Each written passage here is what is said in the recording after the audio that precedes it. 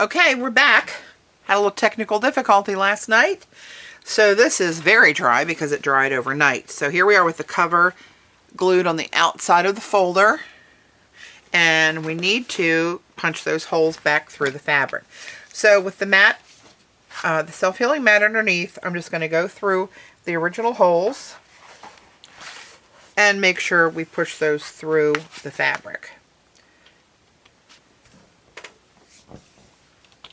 Nothing too difficult about that other than just doing it. Once you do that, it kind of makes a pucker in the fabric and you can get a good idea of where they are.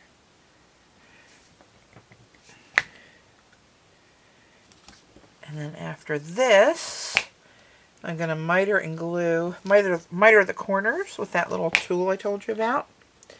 You don't have to use that little tool, of course. You can just miter the corners. I know a lot of people just kind of eyeball it. But if you're a tool junkie like I am, there we go. Holes punched. And let's see if you can see that, where they are. Where are they? There you go.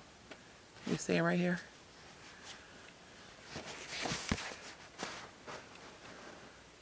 And right there. So, get this out of the way.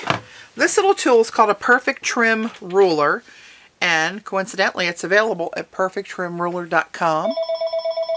And there goes the phone. There you go. So there's different measurements on here for different thicknesses of your material, but I just seem to use this 0.09 reading for that. Pardon the phone, it's election day, people are calling like crazy. And what you do, see if I can remember how to do it, is you line up two of these corners, and you see that little tiny intersection, whoops, where is it? Right here. It comes off the edge of the triangle, but it's a little tiny piece that extends out past there. So you want to put the paper right in the square of that. Alright, so I'm going to square this up, and then, oops, I do need this. What are you thinking?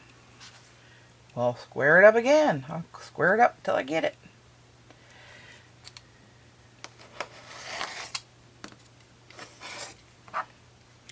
That's right off, and it leaves just the tiniest little couple threads past the corner, and that will actually cover the corner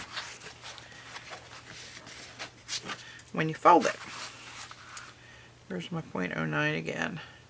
There we go. I think this website has a video of a demo on how to use this.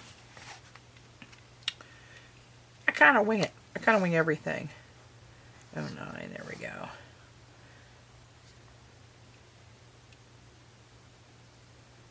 Gives you a pretty clean cut.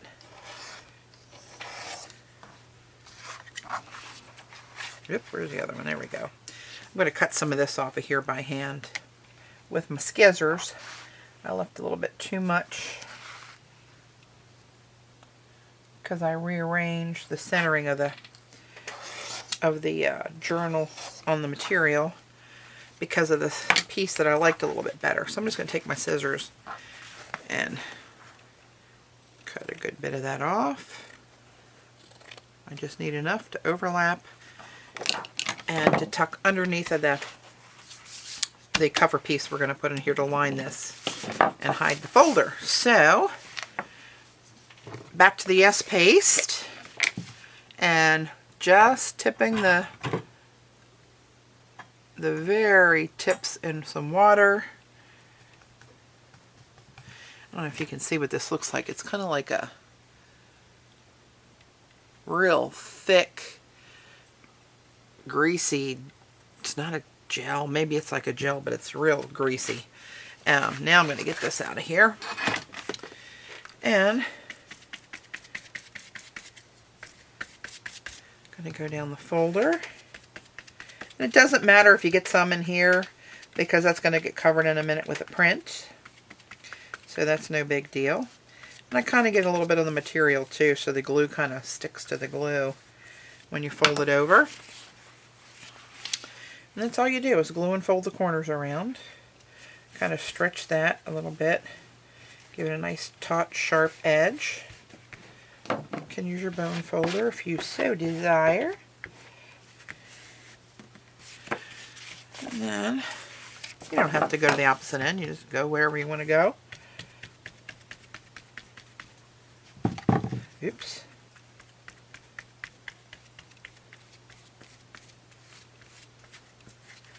I try to pay attention to what's on here and not get too much on the face of the journal. But I have done that before, and it actually just dries that you don't even really see it. I've made these before I had the brilliant idea to print a jelly print on fabric. I just had some batik fabric that I bought that was really cool looking that I used to do this with, and one of them was a little bit thinner and sheerer, and I thought, oh, what's this glue going to do now that I got it down there? But it dried perfectly. It doesn't cause a problem at all. Now, some of these, depending on how long you cut these edges, we may cover up those holes again, and we'll just go back and we'll punch those little boogers open again. I think this one's going to do it. I think this is long enough. And you can go back and cut your fabric if you want, but I don't find it's that big of a deal, so I don't bother with that.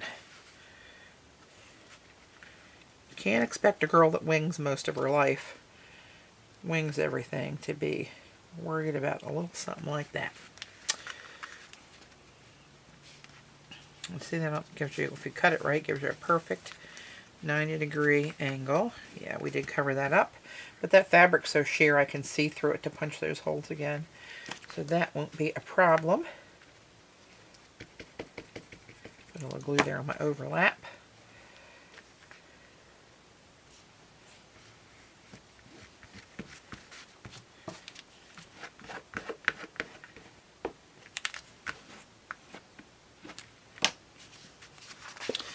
And one more. Get that tiny bit of water on there. And I do want to stress that about a tiny bit of water, because it doesn't take much water to really liquefy this glue, and then it's almost unmanageable. I mean, it goes on really slick, but it seems like it waters it down too much that you don't get the adherence you do that when it's just that right consistency, which you'll get used to feeling if you use this. You know what? I need to put a little bit more up here, I think. That one's going to go a little long. There we go. And the last edge folded in. See where this, I don't know if you can see this, where that's like soaked through the material and it looks wet? That'll just dry like it was never even there.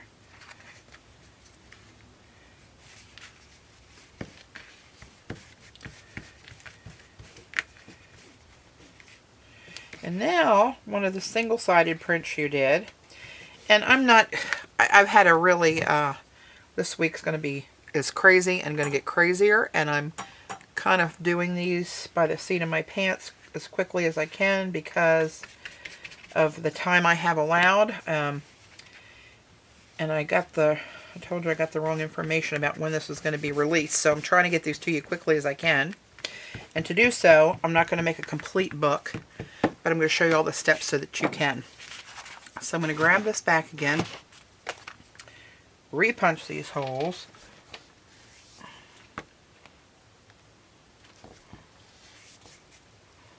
because I didn't want to take the time, or didn't really have the time at this point to print enough double-sided jelly prints to make all 3 signatures. But from the bit we had at one of the first parts of the videos, I have enough to make at least 1 signature, sew it in, and can bead that. Okay, so there we go. So now I'm going to fold this again and try to get a good crease with my bone folder back where the spine was, redefining the spine. And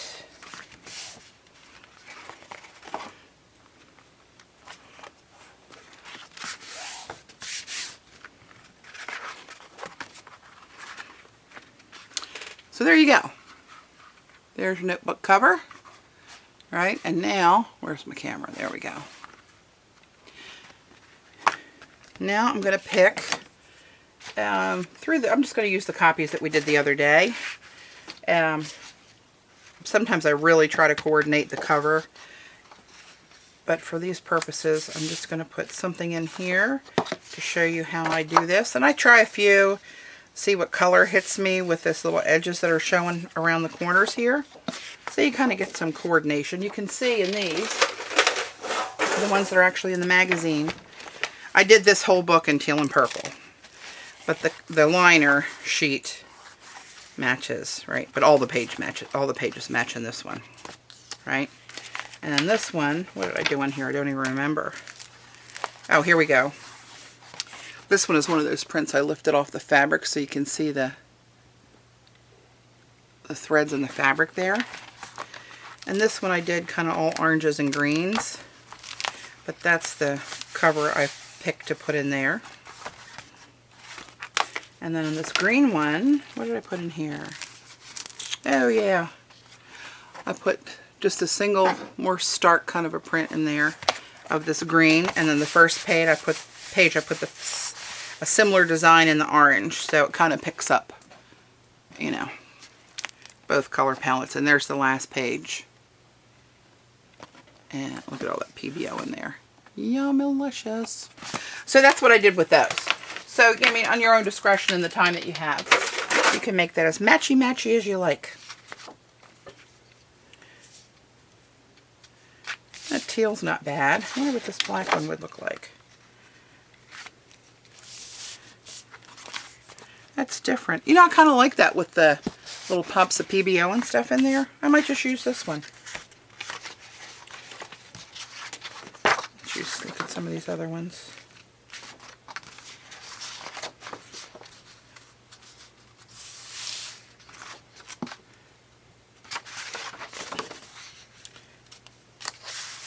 That's kind of cool too, actually. That's a little bit brighter. Let's go with this one. Okay. So now, I'm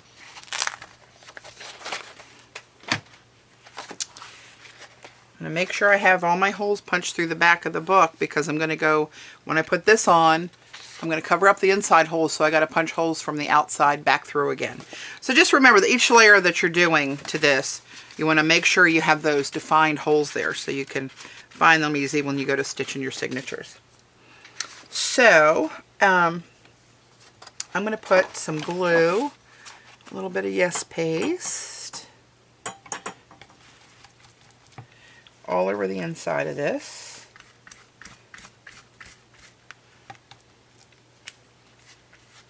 Not all, or I shouldn't say that, not to the very edge. I don't want it to stick out past the paper, but I'm going to glue the entire piece of paper. So it's kind of a double coat here on the inside of the book to try to avoid any bubbling up later.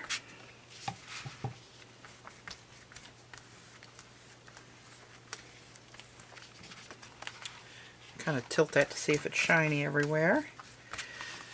Set that aside real quick. This is a double-sided one, but I'm going to sacrifice this for the sake of the demo. Another little wet brush. And this one I'm going to go all the way to the edges on this.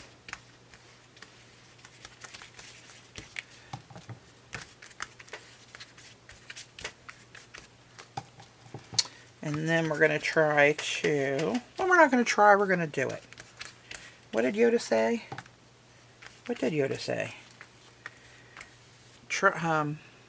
No, I'll think of that all night. Wake up 3 o'clock in the morning screaming a Yoda quote in the middle of the night.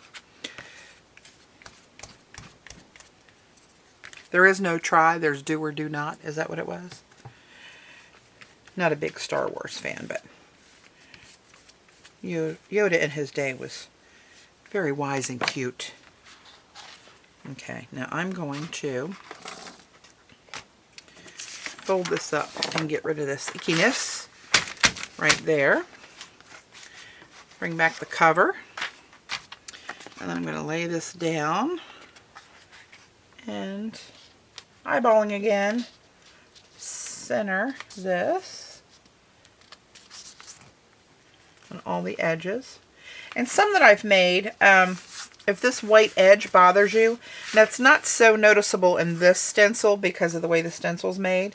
But if you get one like on this print where you see a definite border, if you don't like that, I've actually taken some Distress ink and just kind of buffed around there to give it a little something to take away from that stark white.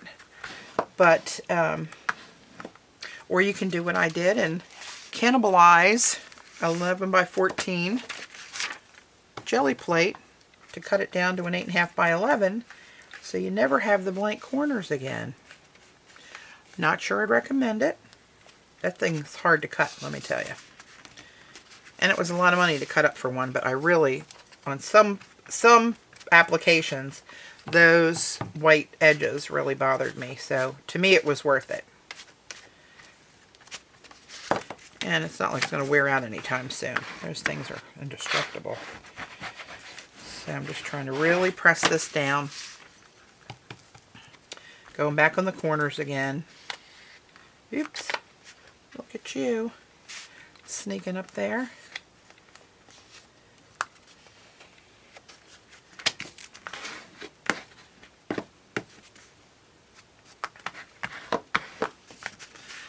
And one more little double tuck in here.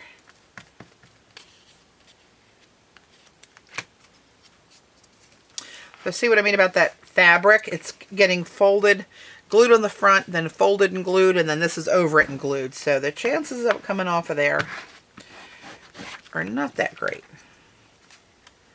Go in here. I always like to put a little extra through here. Right where that bend is, because that's where you're, over time, you know, you're going to bend it and bend it and bend it in there. So now we have to define the spine again. So you can pretty much feel where that spine is at this point. But I'm going to find the one score line and give that a good score. And then find the other one and do the same.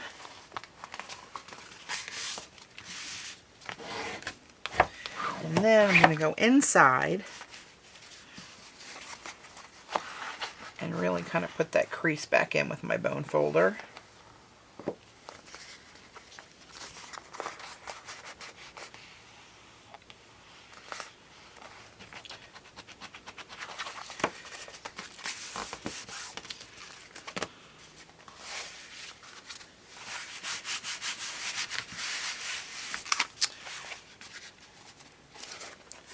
Alright, so there you go. We've got that. Outside, inside, fold it over. So I'm going to, I usually just let this stand up on its end. I'm going to stand it off to the side like this and let it dry in that shape while I get the signatures ready. So, let me get my glue out of the way. I won't need that.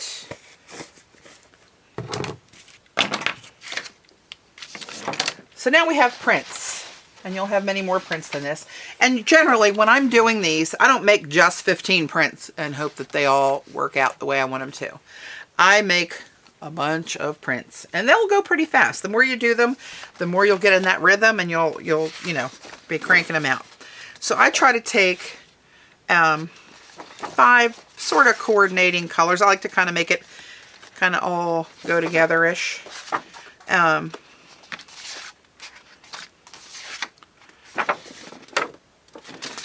So let's see. And I'll show you what I do.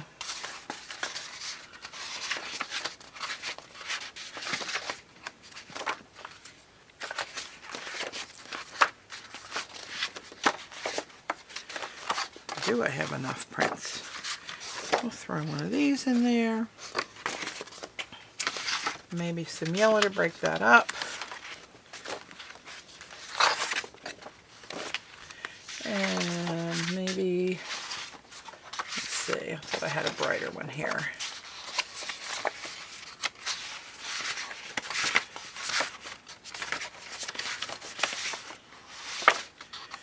thinking maybe even a black one to start it out with.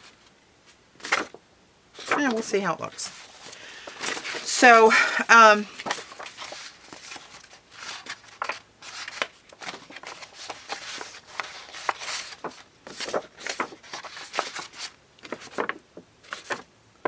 maybe this one. As I say that, I'm changing my mind. So I'm trying to keep in mind when I'm doing the first signature, and when I say the first signature, that, you know, there's going to be 3, right? And as I open my cover, the first one is the one furthest to the left as far as the spine goes. I try to make it so the outside of that signature sort of coordinates with that book. So I'm thinking maybe that one for the outside. Same stencil, but the reverse print. Similar colors. So as you make your signatures, what I like to do is go ahead and fold all your sheets in half. And I use my bone folder because that's the way I like to do it. And I'd take a shot at just not caring about which side is in or out at first. And even though this is a sketchy print on the back, I'm going to leave that in there because I think those are nice blended in, because you don't want every single page in there overdone. You want some journaling spots. So some of these designs make natural journaling spots, and some of them don't. But you're gonna, you know, gesso, paint, or collage over top of them anyway, if you're using it as an art journal. So what the hey? So now I know I want this as my first page. So now I just try to see, like, okay, if I put this one in next, does this page somewhat go with this page? Is it so far apart that it would just be hard on the eyes? Maybe, maybe not. Maybe I'll turn it this way and go like that. Now I have those ridges on both sides with some black on the one. And then in here, maybe those colors next to each other.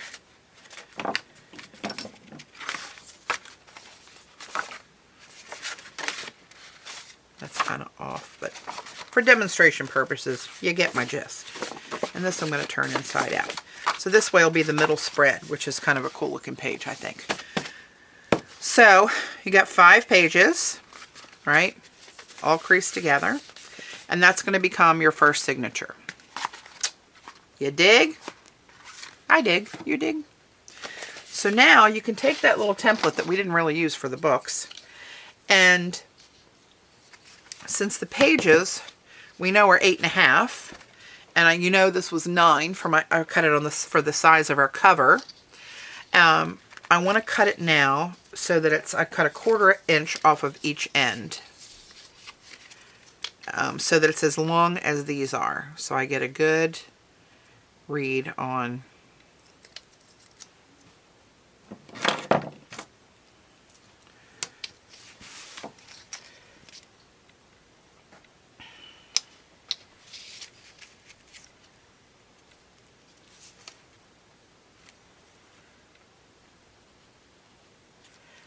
there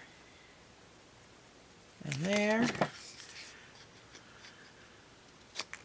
Nip that off and nip that off. Right? And now this one we're actually going to use as a template. Imagine that. So you want to make sure these are really evened out. You want a nice crisp fold. You don't want them real bulky and, you know, slinging apart and spreading out in here. You want to get this as tight as possible. And again, here's, if you have a book cradle, this is where the book cradle would come in. For you to lay them in the cradle like this, and it holds it. You lay the template on it, punch straight through it, bingo, you're done. But I don't feel like getting mine out again. So I'm going to take the template, and it should fit right in there on the pages. Oh, look at that. Through the miracle of video, it does. I'm going to take my awl, and I'm going to lay the one side of the signatures down so that this crease is right over the edge, so that I can punch this awl through and come right out on the spine. And you just do that on all three. Actually, I'm going to do this one first because I got this hand right here better. Need to eat some more Wheaties. Since I'm right-handed, I'm going to flip that around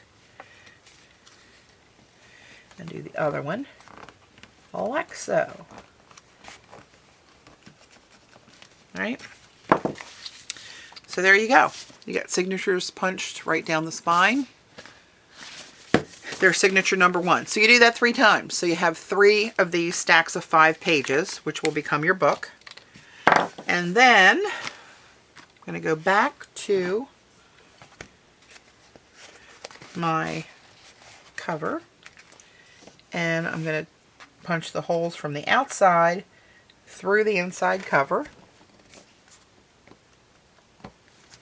Getting a couple layers in now. You got to give it a pretty good zhuzh.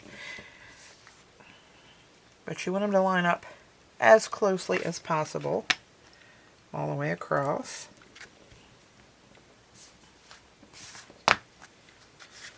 Where are those? There they are.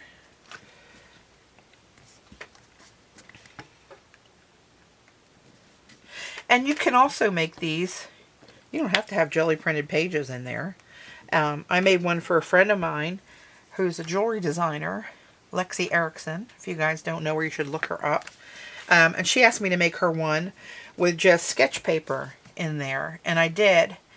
And she really enjoys using it.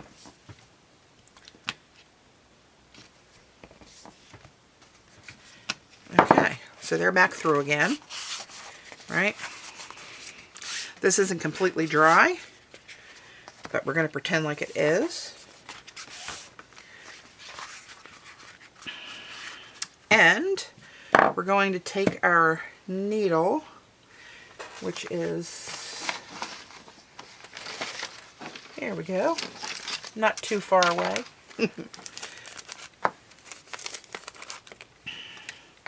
And I take about 2 feet of this thread. Where the hell's the end of it? Hello, thread, where are you? Isn't that crazy? This stuff is so... There we go.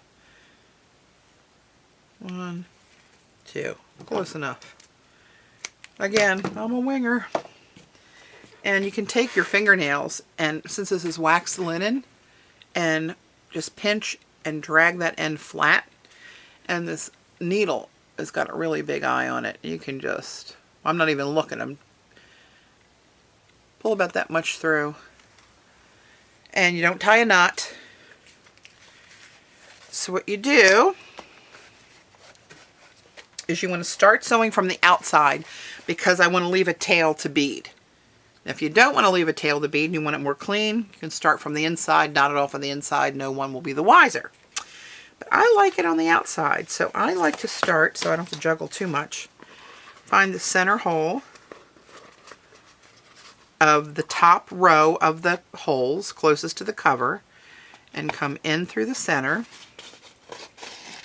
And I leave, I don't know, about 8 inches maybe, hanging there. Grab my signature, get it all lined up, go through that.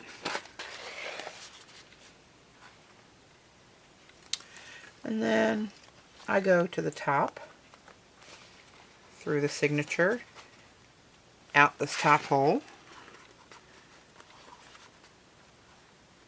Come on, where are you?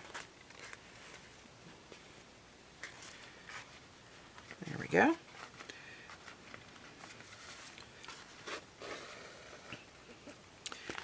And fairly taut right now. Doesn't have to be all that taut. And I go to all the way to the bottom hole. I think this is a pamphlet stitch. Again, being the winger that I am, I don't pay attention to too many of those details. I just like to do it to have fun. If I can't have fun doing it, I don't care what they call the stitch. I'm not going to do it. So now we have the 1 hole stitch all the way in the back. And now I'm going to come back to the center. And you want to kind of pull that to the side. You don't want to pierce through your linen. Right? You want to try to go beside it. so that you don't split it. Come out the center hole again. And now I want the tail on one side of this vertical thread and this part I'm pulling through the other side on the other side, because I'm going to tie those together to knot them off. So I pulled the needle off, and now I got a lot of slack. So you want to pull in the direction you were sewing on this, one way and one the other really, and then snug those up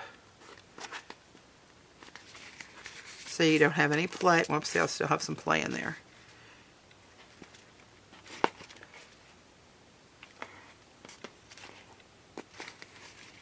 There we go, that's getting tighter. Snug it up, make sure this is fairly taut, and then tie a square knot over top of that to secure that binding. And I go one left to right, and then right over left. I always screw that up, but still it ain't going to come off there, trust me. This wax linen is some heavy duty stuff. So, there you have signature number 1 sewn in. There's the middle, right? And here are the next 2 lanes, 2 holes showing here, where you'd sew in signature 2 and 3 the same way. Then when you're done, you'll have 6 threads hanging off the spine. Let me move this so you can see. Right? So I'm going to cut one of these on each signature. You only want one tail hanging down. Doesn't matter which one you cut. You can cut the shorter one if you like. And you can cut it pretty much close up to that knot so it doesn't take away from the design. And then later I'm going to come back and I'm going to take 1 drop of Crystal Accents and put it right there on that drop, right there on that knot, just to doubly secure it. And now I'm going to make this kind of pointy, and I'm going to take some beads of your choice. Let me get my bead drawer here and see what I got that matches this.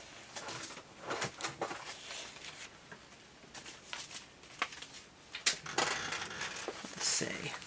Got a bunch of these little seed beads in a variety of colors. That green might be fun to put on there. That's pretty too. Maybe those two. That's 2 green. One would think you'd have all this all figured out before I got on video, wouldn't you? Yeah. Well, maybe one day.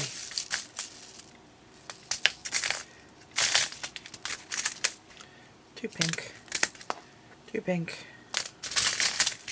Okay. Maybe a few of those, few of those. That's what we'll do. So, I am going to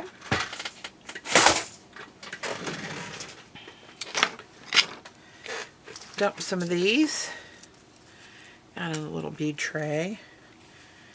I usually have them rolling all over the place.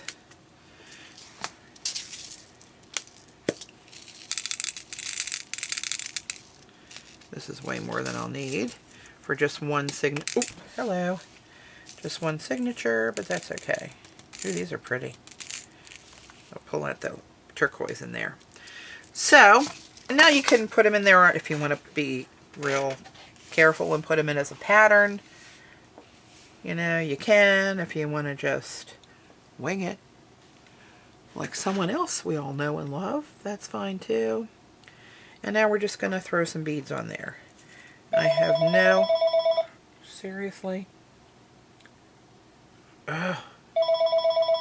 Another political number. So this, I'm just going to string beads on here. And you would think with this fat thread and these tiny beads that it wouldn't work so well. Goes through every one of them perfectly. No. And the thread's stiff enough that it's kind of like almost having a needle end to do it. And I'm just going to randomly, no pattern, I'm just going to get these on the string, if I can hold them.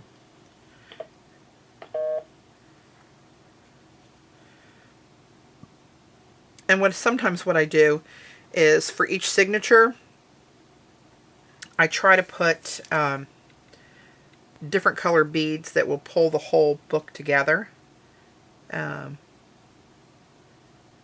with the colors on the cover.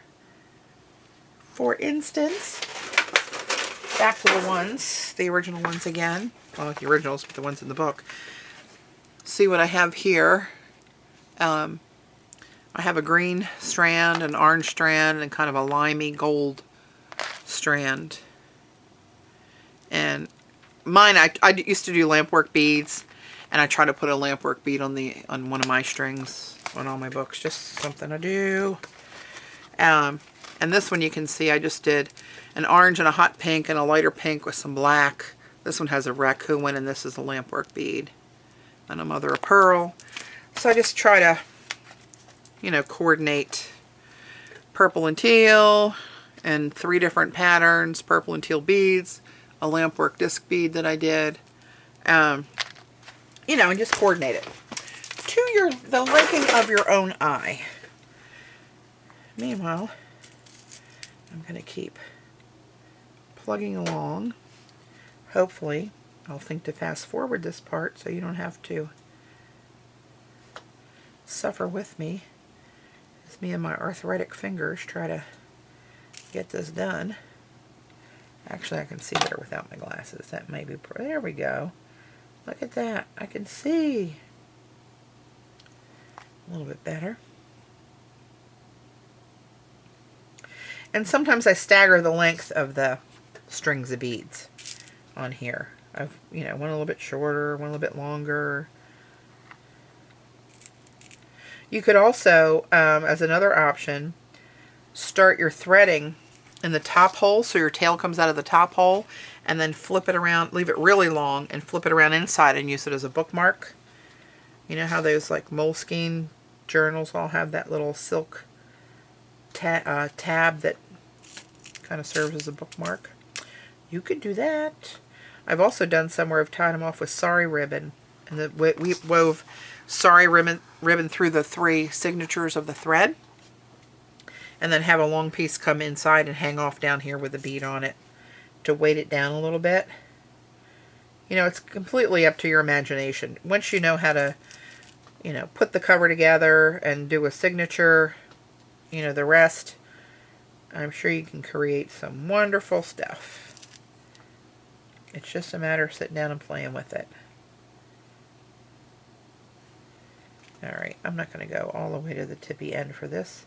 I'm trying to spare you from my long videos. I'll put a couple more on.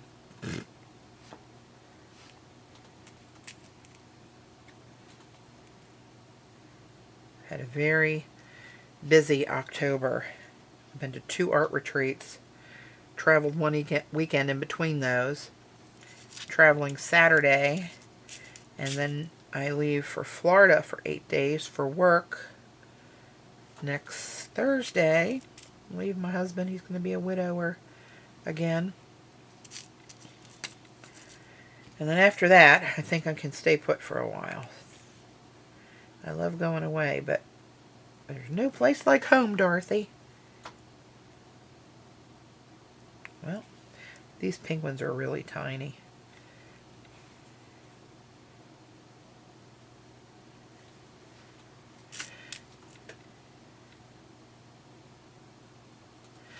Okay, let me grab a little bit bigger one. This handy dandy little box. I got it, I think, Home Goods. And I throw some beads in here.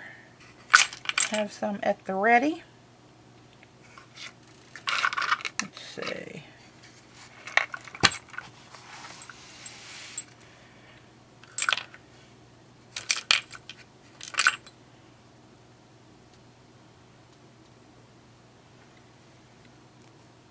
That kind of goes all right.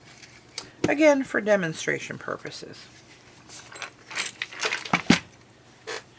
So let's say I'm all done beading this guy instead of going all the way down to here to do it and taking that time. So now I'm going to, whoops, put a lampwork bead on there,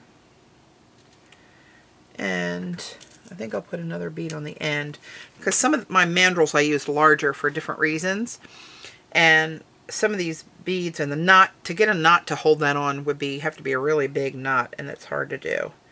So I'll throw another little bead on after the bigger bead, and nobody says you gotta have a bigger bead. That's just what I do. And then make a little knot. And what I do to try to get that knot up next to the hole where I want it is put my awl in the hole of the bead. Try to kind of hold it there. And as you draw it tighter, come on, baby. I mean, really, as you draw it tighter, you can control where the knot lands on the string.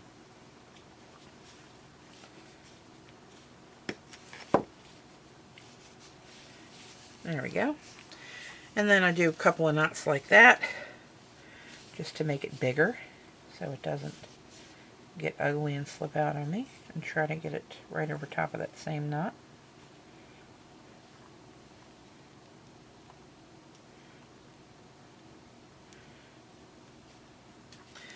And I'll make a third one.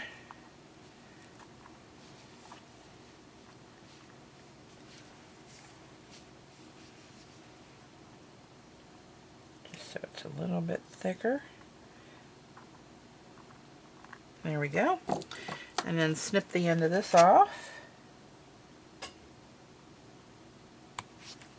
And then I'll grab my crystal accent, glossy accents. I always call this crystal accents. It's glossy accents by Ranger. You can get it at Michael's, Hobby Lobby, any of those places. And I just put the tiniest, I kind of mush that little tip of thread that's sticking out there some. Can you see there? Let's see. I'm not used to this camera. I'm used to my webcam for streaming more. And just kind of, you can kind of shape that because it's full of wax and it's almost pliable. And put the tiniest little drop of crystal accents on there and on the knot that was down here. That will dry crystal clear, which is probably why I call it crystal accents. And then just lay it so that it can dry undisturbed for a little while, and that won't take long to set up. And then, Viola, you got yourself a Gelli JumpStart journal, people. So, I think that does it. Leave any comments or questions if you have a question. Leave it below the video, and I'll try to do my best to answer you or help you out. And I'd love to see pictures of them if you all make any. And those beads ended up matching actually kind of cutesy with those colors. And there you have it. So, hope you have fun making your own Gelli JumpStart journal. We'll end the fear of the white page. Shop a journal, people. I'll catch you on the flip. Bye.